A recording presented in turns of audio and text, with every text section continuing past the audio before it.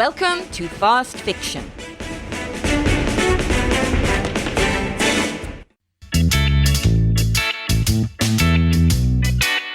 Keeping Up with Mr. Jones. Alwyn Jones was known by most of the folk in the little town of Claymore as a harmless old eccentric. Others saw him differently. Keep away from him, Katrina. That Alwyn Jones is a dirty old man. This was not true. Shabby? Yes. Grubby? Maybe. But Alwyn was not dirty. He had a stand-up sponge bath every day in summer and at least once a week in winter. Nor was his home dirty. Alwyn felt himself to be very much the monarch of his tin-roofed fibro castle. He had lived there, man and boy, through 7 decades. It was conveniently situated on the edge of town, within walking distance to the bus stop and the rubbish tip.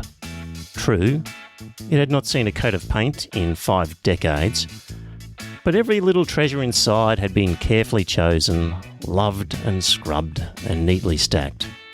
True, most of these had been retrieved from the dump back in the days when scavenging was an art form as well as a necessity, and in this Alwyn was the master.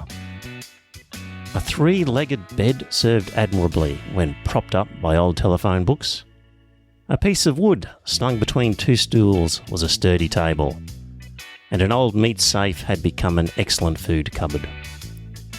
Unfortunately, the community-conscious townsfolk did not view Alwyn or his home with so much pride.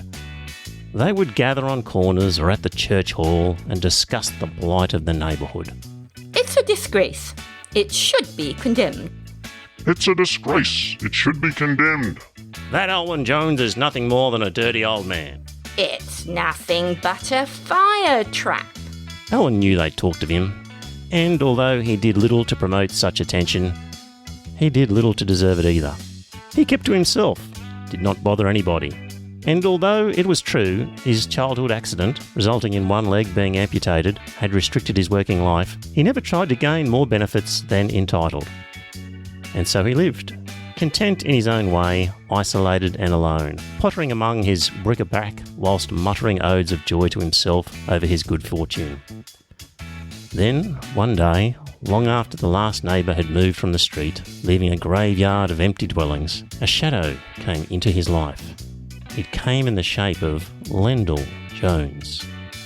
Lendl was of the same vintage as Alwyn, and, like Alwyn, appeared to be a dirty old man. Though in Lendl's case it was valid. Soap and water rarely came into contact with him or his clothes. He took up a squat in the empty house at the end of the street and lived contentedly in squalor. To begin with, the 2 eccentrics would pass with eyes averted, but it was inevitable that the 2 men would become both aware and curious of each other. So much so that, sensing a kindred spirit for the first time in his life, Alwyn greeted his neighbour one day with a muttered "G'day." He was pleased with a "Good morning to you" that came as a response. This neighbourliness gradually grew until one day, on sudden impulse, Alwyn invited Lendl to his home. They sat on the 3-legged bed in front of the legless table and drank tea. Alwyn was overcome with pride when Lendl admired his possessions. "You're lucky, aren't you? I've never had a table before," said Lendl, referring to Alwyn's table. Alwyn was speechless and overcome with compassion. To be considered so propitious brought tears to his eyes. The next day he loaded the various bits of the table on his old pram and took it down the road to the squat. "Tom, mate, you're a legend," wheezed Lendl, puffing at his cigarette. A short while later, when the chill of winter could no longer be ignored, Lendl eyed Alwyn's bed and coughed. "It must be nice to have a bed to sleep on in winter. Keep you warm like." Alwyn's bed went too. The next few months saw many changes in Alwyn's home. As each of Alwyn's belongings was admired, they would be forsaken in favour of his new friend. And, by the same rate of attrition, the junk in Lendl's house grew. Those folk who occasionally wandered into Kingdom Street watched with surprise as furniture and effects traded places. Unfortunately, such generosity did not come without cost. Replacements were hard to find.